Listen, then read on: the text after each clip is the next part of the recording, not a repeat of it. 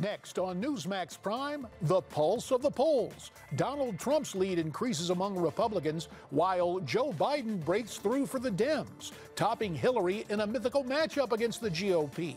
What does it mean? We'll ask our two panels. Then, is America still a friend of Israel? The Obama administration insists on that nuclear agreement with Iran, but that very much worries the Israelis. The former mayor of Shiloh, David Rubin, joins us. And speaking of Iran, what could be ominous news?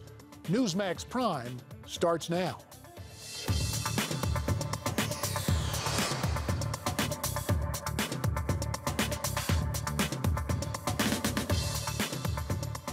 Good evening and welcome to Newsmax Prime. I'm J.D. Hayworth. Of prime interest tonight, the surge continues. The Trump surge. Donald Trump speaking to a group in South Carolina this afternoon as a new Quinnipiac poll shows him maintaining his double-digit lead in the crowded GOP field. So, why is Trump's message resonating so well? Some are saying it's his ability to relate to the middle class. Miranda Kahn has more from our Newsmax Prime newsroom. Miranda? JD, never a man short on words or confidence. Donald Trump discussed the, quote, silent majority today who are frustrated with how things are right now. He also had this to say about a recent poll comparing the likability of some of the GOP candidates. Who's best on leadership? Trump by far. Who's best on finance and economics? It was like 5 times, so much better than they were in the dust. I don't mean like a little bit better. I don't mean 2 or 3 times better. I mean much better.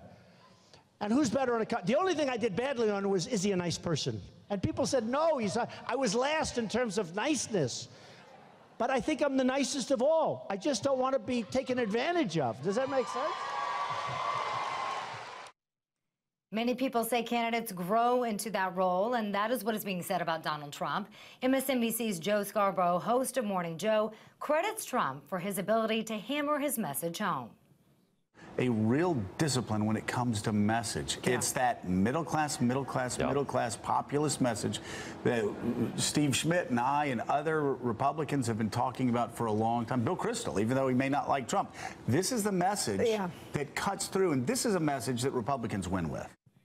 And it's really hard to argue with that, as we see evidence of that in a new Quinnipiac poll that J.D. mentioned earlier. Yet some, like the Daily Caller, question Trump's conservative popularity, asking if he needs to reckon with what they call a progressive past.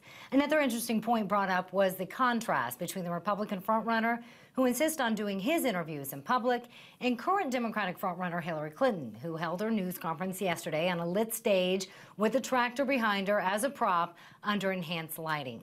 Now, these are just a few reasons why the billionaire real estate mogul turned presidential candidate's message is resonating so well with voters, especially those in the middle class. J.D.? Thanks, Miranda. For more on this story, let's welcome in David Goodfriend, founder and president of Goodfriend Government Affairs. He is Skyping in from Washington. And likewise, via Skype, we're pleased to welcome Ron Kessler, author of The First Family Detail.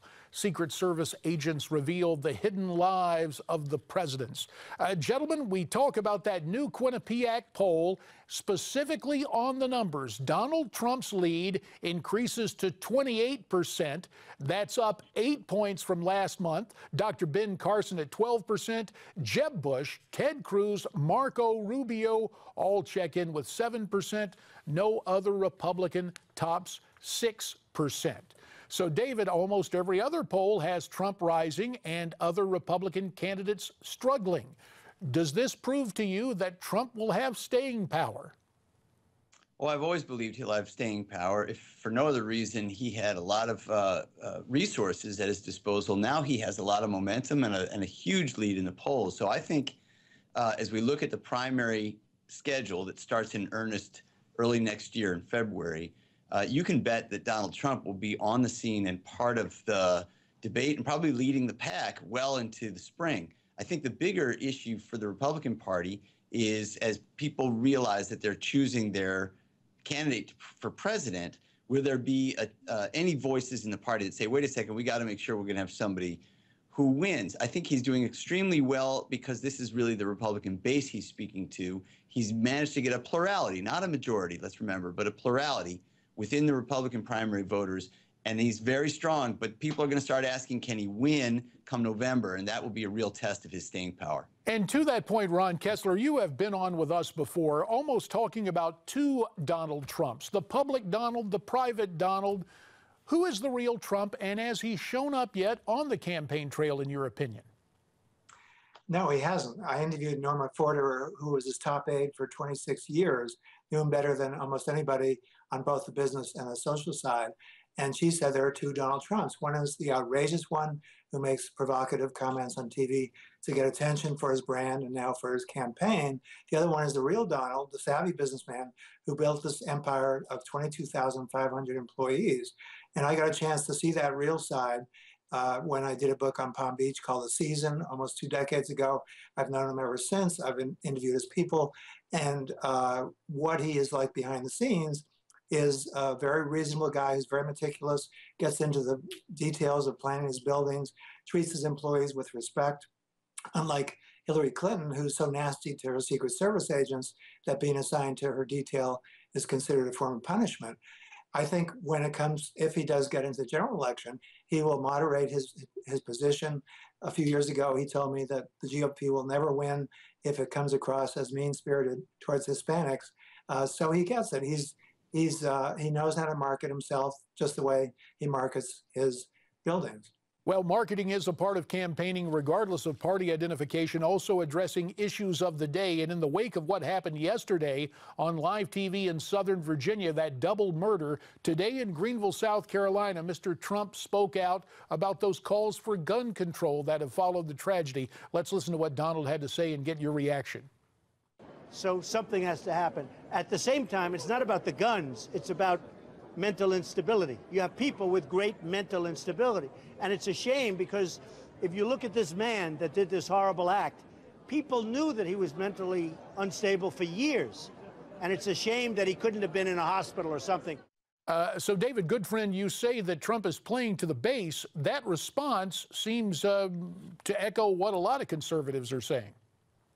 Yes, that's right. And I think that it's important to note that even a Republican in New York City, as Donald Trump was for a long time, who supports gun control in that environment, when transferred to the primary of a Republican presidential race, suddenly has to play to the base. I mean, look, I could spout out for you the kind of talking points from the left about gun control, but I really would rather not play into this, the same old script. Let me offer this as a point here. Donald Trump spoke really eloquently, I think, about the influence of money in politics. You remember when he said he had to show up at Hillary Clinton's wedding because he made, he made a contribution. Or Hillary had to show up at his wedding. Gotcha. Excuse me. Yes, Hillary had to show up at his wedding because he made a contribution. Thank you. So he was pointing out the influence of money. And I actually think that when it comes to the gun debate, if we could just actually look past the sort of Second Amendment, Democrats, Republicans, and what's really going on, there's an awful lot of money being thrown at lobbying campaigns. On both sides, because you've got Bloomberg, but we're not here to talk specifically guns. I've got a minute and a half. I've got a minute and a half, David. Go ahead and make your point. The gun industry finances campaigns to end gun legislation. And there's money behind every political cause, and the Second Amendment is not something you look beyond. We're trying to reconcile that. This is not a debate about guns. It's about Donald Trump. Ron Kessler, back to you. Through the prism of writing about the Secret Service and protection and Second Amendment and everything, here's the key question I have for you. Is Trump going to be able to eventually win over the Republican establishment? 30 seconds. I think so. In the end, we're choosing a CEO. And if you were choosing a CEO, you wouldn't have debates. You would look at the track record, the character, the accomplishments. And I think as some of those start to come out, people will start to realize that this is a guy who can really get things done. My housekeeper, who's a Democrat, all of a sudden called me and said, "My God, I love him. He's on TV. You got to watch him." I think he would appeal to a larger segment than just Republicans. And gentlemen, we will have to leave it there. Now this programming reminder, don't miss more of Ed Berliner's interview with Ted Cruz tonight at 9 on The Hardline. And speaking of Senator Cruz, you can get his best-selling book, A Time for Truth, free with a special offer from Newsmax. Go to newsmax.com/Ted Cruz or call 1-800-485-4350.